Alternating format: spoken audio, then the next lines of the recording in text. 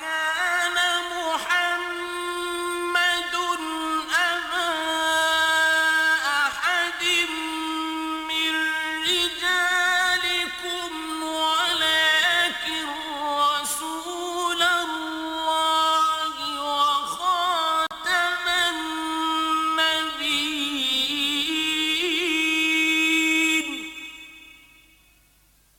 وكان الله بكل شيء عليما. نحمده ونصلي على رسوله الكريم اما بعد فقد قال الله تبارك تعالى كما ورد 3 مرات في القرآن اعوذ بالله من الشيطان الرجيم بسم الله الرحمن الرحيم وَلَقَدْ نَعْلَمُ أَنَّكَ يَضِيقُ صَدْرُكَ بِمَا يَقُولُونَ وقال تبارك وتعالى كما ورد في سورة المزمل فاصبر على ما يقولون واهجرهم هجرا جميلا وقال عز وجل كما ورد في سورة العنكبوت ألف لام ميم أحسب الناس أن يتركوا أن يقولوا آمنا وهم لا يفتنون وَلَقَدْ فَتَنَّا الَّذِينَ مِنْ قَبْلِهِمْ فَلَيَعْلَمَنَّ اللَّهُ الَّذِينَ صَدَقُوا وَلَيَعْلَمَنَّ الْكَاذِبِينَ وقال عز وجل كما ورد في سورة البقرة وَلَنَبْلُوَنَّكُمْ بِشَيْءٍ مِّنَ الْخَوْفِ وَالْجُوعِ وَنَقْصٍ مِّنَ الْأَمْوَالِ وَالْأَنفُسِ وَالثَّمَرَاتِ وَبَشِّرِ الصَّابِرِينَ وقال جل وعلا كما ورد في نفس السورة كتب عليكم القتال وهو كره لكم وعسى أن تكرهوا شيئا وهو خير لكم وعسى أن تحبوا شيئا وهو شر لكم والله يعلم وأنتم لا تعلمون وقال جل وعلا كما ورد في سورة النصر إذا جاء نصر الله والفتح ورأيت الناس يدخلون في دين الله أفواجا فسبح بحمد ربك واستغفره إنه كان توابا صدق الله العظيم. رب اشرح لي صدری ویسر لي امری واحلل عقدۃ من لسانی یفقہوا قولی. معزز ناظرین اور محترم خواتین، السلام علیکم ورحمۃ اللہ وبرکاتہ. ربیع الاول کے مبارک مہینے کی گفتگوؤں کا جو سلسلہ چل رہا تھا وہ آج اس مقام پر ہے کہ جیسے کہ ہم دیکھ چکے ہیں کہ نبی اکرم صلی اللہ علیہ وسلم پر جو تکمیل رسالت ہوئی اس کا ایک مظہر بلکہ مظہر اتم یہ تھا کہ آپ نہ صرف داعی تھے، مبلغ تھے، مبشر تھے، منذر تھے، واعظ تھے، معلم تھے، مربی تھے، مزکی تھے، بلکہ اس کے علاوہ آپ کے ذمے یہ تھا کہ نظام باطل کو جڑ سے اکھیڑ کر نظام دین حق کو بالفعل قائم کر دیں. یہ گویا کہ ایک انقلابی مشن تھا جو محمد رسول اللہ صلی اللہ علیہ وسلم کے حوالے کیا گیا. اس انقلابی مشن کی تکمیل کے لیے پہلا کام کیا تھا؟ آپ نے قرآن مجید کے مقناطیس کے ذریعے سے اپنے معاشرے میں موجود سلیم الفطرت لوگوں کو کھینچ لیا. پھر آپ نے ان کا تزکیہ کیا اور وہ بھی قرآن مجید کے ذریعے سے. پھر آپ نے انہیں منظم کیا. پہلی جو تنظیم کی بنیاد تھی وہ ایمان بالرسالت، ایمان بالنبوت، اور پھر اس کے بعد آپ نے دوسری اساس بیعت.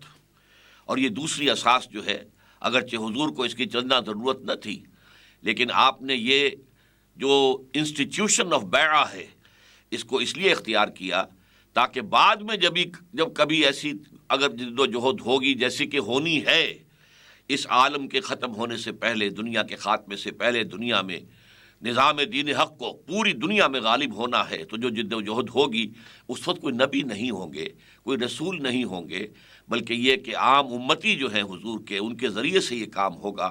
لہذا اس کے لیے تنظیم کی بنیاد بیعت کی شکل میں خود حضور نے فراہم کر دی. اب آج ہمارا اس سلسلے کا جو تیسرا وہ گفتگو کا معاملہ ہے وہ یہ ہے کہ انقلابی جد و جہد میں تصادم ناگزیر ہوتا ہے.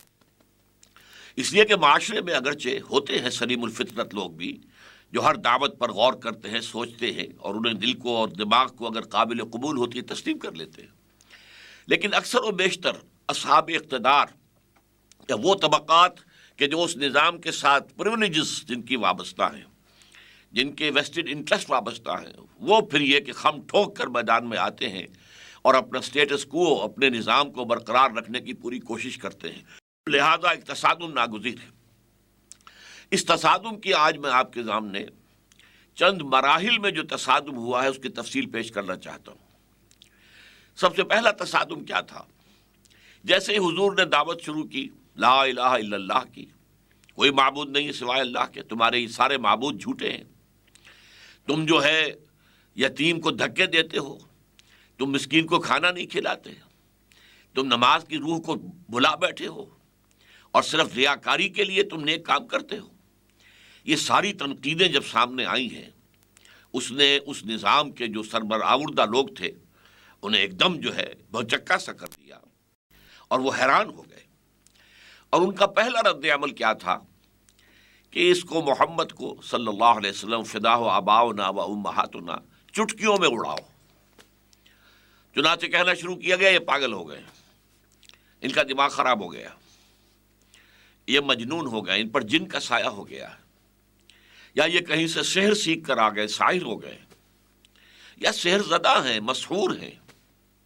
یہ بھی کہا گیا انہوں نے ایک عجمی غلام اپنے گھر میں کوٹڑی میں بند کیا ہوا ہے جو پچھلی کتابوں کا عالم ہے، تورات اور انجیل کا، اس سے یہ ڈکٹیشن لیتے ہیں، آ کر ہم پر دھوس جماتے ہیں کہ یہ مجھ پر وحی آئی ہے۔ آپ کو کذاب تک کہا گیا، ساحر کذاب۔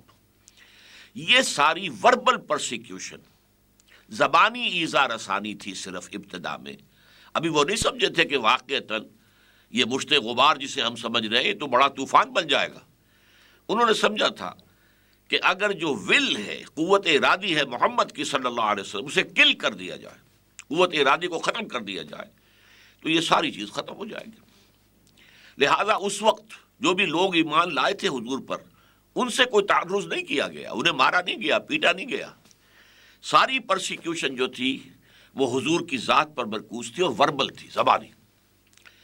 البتہ جب چوتھا سال شروع ہوا ہے، چوتھا سال نبوت یعنی وحی کے آغاز کے بعد چوتھا سال، اور انہوں نے دیکھا کہ یہ دعوت جو ہے یہ تو پھیل رہی ہے، محمد صلی اللہ علیہ وسلم کے عزم میں، ان کے ثبات میں، ان کے استقلال میں تو کوئی کمی نہیں آئی، ہمارا یہ وار تو اوچھا گیا ہے۔ تو اب انہوں نے خاص طور پر جب دیکھا کہ یہ تو یوں سمجھیے کہ بارود کے جو گودام ہمارے ہیں وہاں تک یہ چنگاری جا رہی ہے۔ ایک تو ہمارے جو غلام ہیں ابھی تک تو صابر و شاکر تھے اپنی قسمت پر، لیکن اب جو وہ ہے وہ محمد کے گرد جمع ہو رہے ہیں صلی اللہ علیہ وسلم۔ یہ اگر اٹھ کھڑے ہوئے تو ہمارے لیے بہت بڑی مصیبت ہو جائے گی، اور ہمارے نوجوان وہ کھنچے جا رہے ہیں، وہ محمد صلی اللہ علیہ وسلم کے گرد جمع ہو رہے ہیں۔ تو یہ تو دو گودام ہیں بارود کے، ان تک چنگاری پہنچے گی تو بھگ سے اٹھے گا، ہمارا معاشرہ اڑ جائے گا۔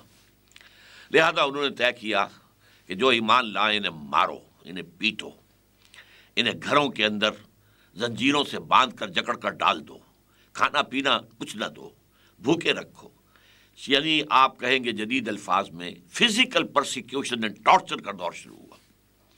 یہ کام حضور کے ساتھ وہ نہیں کر سکتے تھے، اس لیے کہ حضور بنو ہاشم کے ایک معزز فرد تھے، اور بنو ہاشم کے سردار ابو طالب تھے، اور ابو طالب کو حضور سے انتہائی محبت تھی، تو وہ کور کر رہے تھے، وہ گویا کہ پشت پناہی کر رہے تھے۔ حضور پر اس طرح کی کوئی دست درازی ممکن نہیں تھی۔ اسی طریقے سے جو اور اونچے گھرانوں کے لوگ، بڑے لوگ ایمان لائے، ان پر بھی نہیں کر سکے۔ لیکن یہ ہے کہ نوجوانوں پر جو ہے انہوں نے، ظاہر بات ہے نوجوان تو باپ کو پورا حق ہے، یا باپ مر گیا ہے تو چچا کو پورا حق ہے، تایا کو پورا حق ہے، جس طرح چاہے اپنے بھتیجے کے ساتھ سلوک کرے۔ اور غلام اور بانیاں جو ہیں وہ تو ان کی مملوک تھی، انہیں تو قتل بھی کر دے تو کوئی ان سے پوچھنے والا نہیں۔ لہذا یہ دور آیا ہے جو شدید پرسیکیوشن کا تھا۔ پہلا دور جس کا میں نے تذکرہ کیا، اس کے حوالے سے، اس کے نسبت سے میں نے دو آیتیں آپ کو سنائیں۔ سورہ ہجر میں فرمایا گیا وَلَقَدْ نَعْلَمُ أَنَّكَ يَضِيقُ صَدْرُكَ بِمَا يَقُولُونَ، اے نبی جو کچھ یہ لوگ آپ کے بارے میں کہہ رہے ہیں، پاگل ہو گئے ہیں، مجنون ہو گئے ہیں، شاعر ہیں، ساحر ہیں، مسحور ہیں، وغیرہ وغیرہ، تو ہمیں معلوم ہے کہ آپ کا سینہ بھنچتا ہے یہ باتیں سن کر۔ یہی لوگ جو مجھے الصادق الامین کا خطاب دینے والے ہیں، جب میں آتا تھا تو وہ اپنی نگاہیں میرے قدموں تلے بچھاتے تھے، آج وہ مجھے کیا کہہ رہے ہیں، پاگل، مجنون، ساحر، شاعر، تو صدمہ ہوتا تھا۔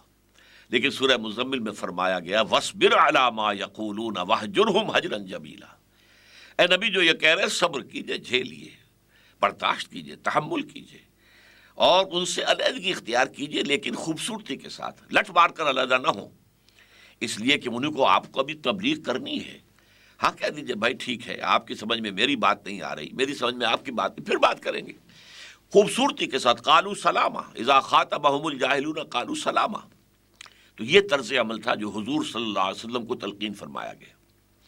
لیکن اس کے بعد جب پرسیکیوشن کی شدت ہو گئی ہے، اور آپ کو معلوم ہے جو کچھ حضرت بلال کے ساتھ ہوا کہ ان کا جو آقا تھا امیہ ابن خلف، اس نے ان کے گلے کے اندر گردن میں رسی باندھی اور چھوکروں کے حوالے کر دیا، گھسیٹو اسے مکے کی گلیوں کے اندر۔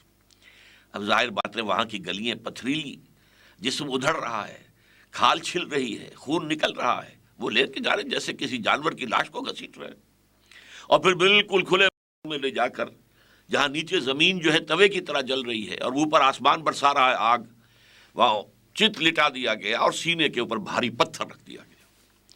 اب اس کی وجہ سے سانس لینا مشکل ہے، لیکن پھر بھی وہ کیا کہہ رہے ہیں؟ احد احد احد احد احد احد، ایک ہی کو مانوں گا، کسی اور کو نہیں مانوں گا۔ اسی طریقے سے حضرت خباب بن الارت رضی اللہ تعالیٰ عنہ، وہ لوہار تھے، کام کرتے تھے، ظاہر بات ہے کہ وہاں معاشرے میں ان کی کوئی سٹیٹس نہیں تھا ان کا، لہذا انہیں بلایا گیا، ان کے نگاہوں کے سامنے دہکتے ہوئے انگارے بچھائے گئے، اور پھر ان سے کہا اتارو کرتا، اتار دیا، اور کہا لیٹ جاؤ، لیٹ گئے۔ کیوں؟ اس لیے کہ حضور کا حکم یہ تھا کہ چاہے تم پر کتنا ہی تشدد کریں، تم جوابی کارروائی نہیں کرو گے، تم ہاتھ نہیں اٹھاؤ گے، تم اپنے دفاع اور تحفظ کے لیے بھی ہاتھ نہیں اٹھاؤ گے۔ اسے بعد میں کہا گیا سورہ نساء میں کہ تمہیں ایک زمانے میں حکم تھا کفو ایدیکم، اپنے ہاتھ روک کر رکھو، بندے رکھو، کوئی جوابی کارروائی نہیں، لہذا وہ لیٹ گئے۔ اب آپ خود سوچئے کہ جس شخص کو یہ معلوم ہے کہ یہ مجھے زندہ بھوننے لگے، کباب بنانے لگے ہیں، اگر اسے اجازت ہوتی تو ایسا ڈیسپریٹ انسان 2-4 آدمیوں کو مار کر مرتا، اجازت نہیں ہے۔ یہ ڈسپلن تھا جو محمد رسول اللہ سکھا چکے ہیں، سمعوا وطاعت، اسمعوا واطیعوا، لہذا وہ لیٹ گئے، پشت کی جو ہے کھال جلی، چربی پگھلی، اس سے وہ انگارے ٹھنڈے ہوئے۔ اسی کے ضمن میں واقع آتا ہے، یہی خباب بن الارت رضی اللہ تعالیٰ عنہ اس کے راوی ہیں، حضور کی خدمت میں حاضر ہوئے، اور حضور اس وقت خانہ کعبہ کی ایک دیوار کے سائے تلے آرام کر رہے تھے، اپنی چادر اپنی سر کے نیچے رکھ کر۔ یہ لوگ پہنچے فریاد لے کر، اے نبی دیکھیے اب ہمارے لیے یہ پرسیکیوشن ناقابل برداشت ہو رہی ہے، یہ پرسیکیوشن جو ہے یہ ہمارے برداشت کے سے زائد ہو گئی ہے۔ اللہ تدعو لنا، کیا آپ اللہ سے ہمارے لیے دعا نہیں کرتے کہ اللہ تعالیٰ جو ہے اپنی مدد بھیجے، ان لوگوں کے ہاتھ شل کر دے، ان پر عذاب جو ہے آ جائے۔ حضور اس وقت اٹھ کر بیٹھ گئے اور کسی قدر ناراضگی کے اظہار کے ساتھ فرمایا، خدا کی قسم تم جلدی مچا رہے ہو، تم سے پہلے تو ایسا بھی ہوتا تھا کہ کسی ایمان کا دعویٰ کرنے والے کو گڑھا کھود کر دھڑ اس کے اندر جو ہے وہ اس کے گاڑ دیتے تھے اور سر کے اوپر آری رکھ کر چیرنا شروع کرتے تھے اور پورے جسم کو 2 حصوں میں تقسیم کر دیتے تھے، وہ برداشت کرتا تھا۔ ایسا بھی ہوتا تھا لوہے کی کنگھیوں سے ہڈیوں کے اوپر سے گوشت نوچ لیا جاتا تھا، ایسا بھی ہوتا تھا کہ زندہ آگ میں جلائے گئے۔ یہ تو پوری قرآن مجید میں ایک صورت موجود ہے کہ جس میں اصحاب الاخدود کہ جنہوں نے اہل ایمان کو، موحدین کو جلایا زندہ آگ میں، تو آپ نے فرمایا کہ تم ان صبر کرو، جھیلو، برداشت کرو، ایک وقت وہ آ جائے گا کہ جب کہ ایک سوار صنعت سے حضر موت تک جائے گا اور اسے اللہ کے سوا کسی کا خوف نہیں ہوگا، لیکن ابھی وقت ہے، اللہ ابھی تمہیں آزما رہا ہے۔ اسی وقت یہ آیات نازل ہوئیں جو میں نے آپ کو سنائی، الف لام میم، سورہ عنکبوت کے آغاز میں، احسب الناس ان یترکوا ان یقولوا آمنا وهم لا یفتنون، کیا لوگوں نے یہ سمجھا تھا کہ وہ صرف یہ کہنے پر کہ ہم ایمان لے آئے چھوڑ دیے جائیں گے، چھوٹ جائیں گے، جہنم سے بھی نجات ہو جائے گی؟ وَلَقَدْ فَتَنَّا الَّذِينَ مِن قَبْلِهِمْ، اور ہم نے تو سب ان سے پہلے جو لوگ بھی آئے ہیں اس راستے پر، ہم نے ان کو آزمایا۔ وَلَيَعْلَمَنَّ اللَّهُ الَّذِينَ صَدَقُوا وَلَيَعْلَمَنَّ الْكَاذِبِينَ، اللہ کا تو یہ اصول ہے، یہ قاعدہ ہے جو کبھی تبدیل نہیں ہوگا کہ جو بھی ایمان کا دعویٰ کرتا ہے ہم اسے آزماتے ہیں، دیکھتے ہیں واقعتاً سچ مچ ہم پر ایمان لایا ہے یا یہ صرف زبانی کلامی جو ہے عاشق بنا پھرتا ہے ہمارا۔ تو ہمارا تو قاعدہ یہ رہا، ہم آزمائیں گے۔ تم جھیلو اور برداشت کرو. اس کو ہم کہتے ہیں پیسو ریزسٹنس، اور اس کا حکم رہا ہے سن 4 سے لے کر سن 12 تک، 8 برس تک حضور کا حکم تھا. قرآن میں ابھی کوئی آیت نازل نہیں ہوئی تھی، لیکن اصل اطاعت تو تھی محمد کی صلی اللہ علیہ وسلم. بمصطفیٰ برسا خیش را کے دی ہم اوست، اگر بہو نہ رسیدی تمام بولا بیست. دین تو نام ہی مصطفیٰ کا ہے صلی اللہ علیہ وسلم، ان کا حکم تھا. اس کا فائدہ جو سب سے بڑا ہوا وہ یہ تھا کہ وہ جو معاشرے میں سائلنٹ میجورٹی ہوتی ہے، جس میں ہمت نہیں ہوتی کہ وہ ظالموں کے خلاف کھڑی ہو جائے، لیکن وہ اندھی بہری تو نہیں ہوتی. وہ جب دیکھتے تھے انہیں کیوں ستایا گیا، یہ بلال نے کیا جرم کیا تھا، کیا کوئی چوری کر لی تھی، کیا کوئی ڈاکہ ڈالا تھا، کیا اپنے آقا کی بیٹی کی کوئی بے حرمتی کر دی تھی جو یہ آقا اس طرح سزا دے رہا ہے.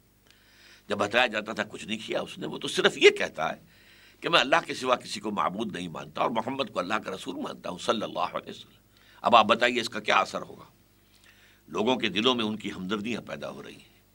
بھائی یہ خباب بن ارد کے ساتھ عجیب معاملہ کیا ہے لوگوں نے، یہ کیا ہوا، کیوں کیا؟ بھائی کوئی نہیں، کوئی اس کا جرم نہیں، سوائے اس کے کہ وہ کہتا ہے کہ میں ایک ہی معبود کو مانتا ہوں، لا الہ الا اللہ، اور میں محمد کو صلی اللہ علیہ وسلم اس کا رسول مانتا ہوں. بس اس سے عوام کے اندر ہی اندر ہمدردیاں جو ہیں وہ حضور اور صحابہ کے ساتھ ہوتی چلی گئیں.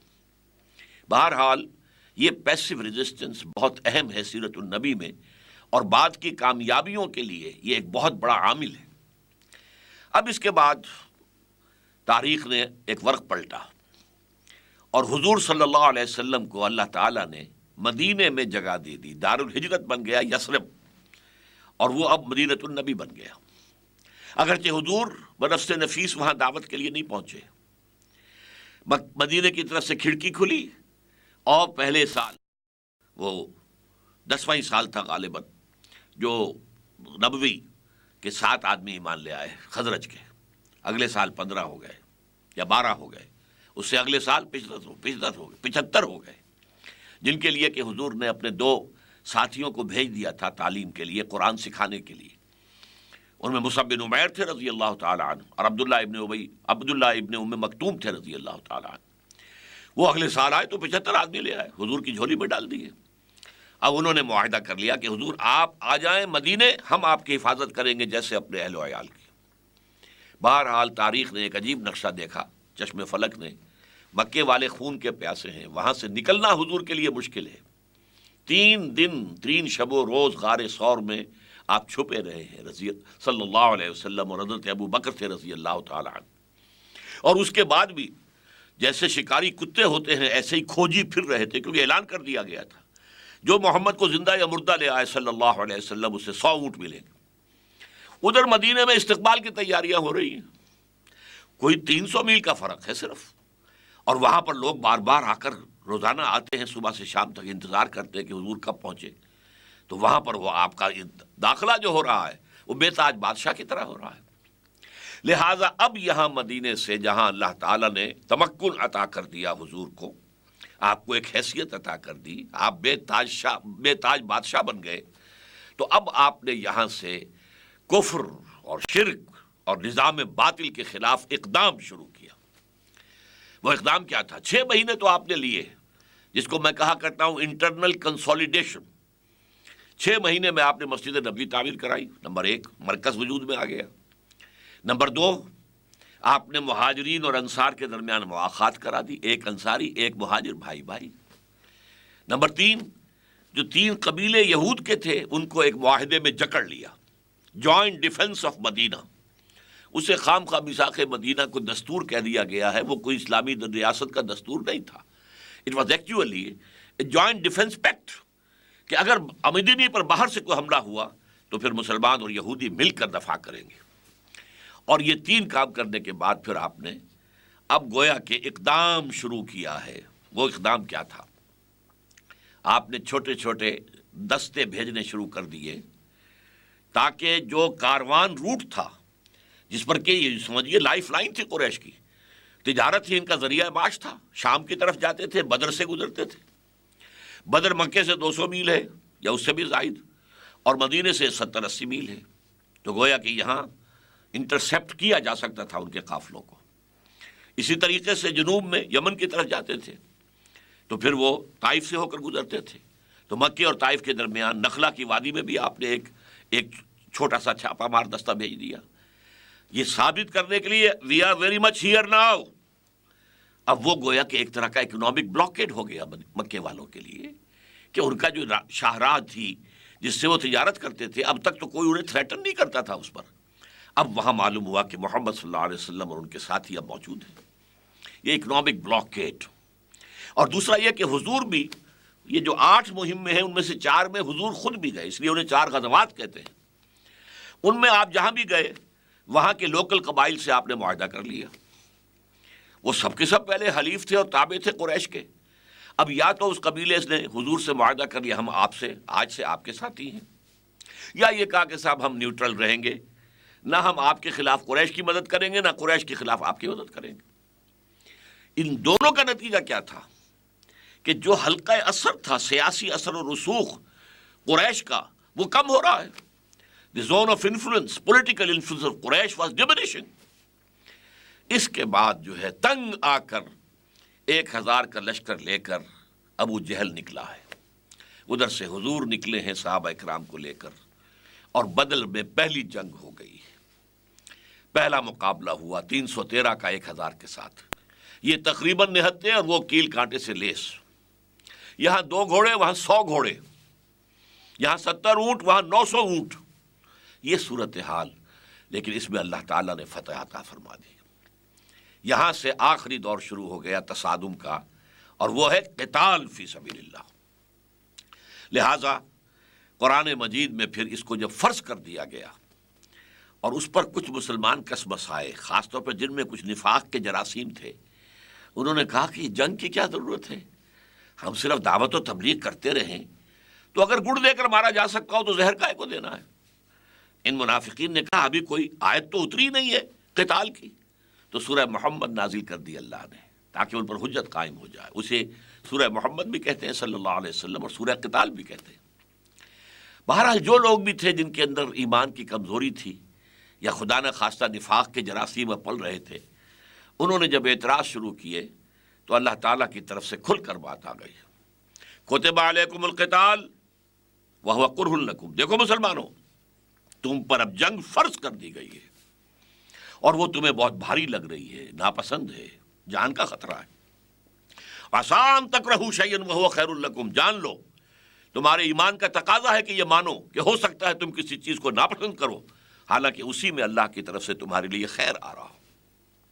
وآسان تحبوا شیئا وہو شر لکم، اور یہ بھی ممکن ہے کہ تم کسی چیز کو پسند کرو حالانکہ وہ تمہارے لیے شر ہے۔ واللہ یعلم وانتم لا تعلمون، اللہ جانتا تم نہیں جانتے۔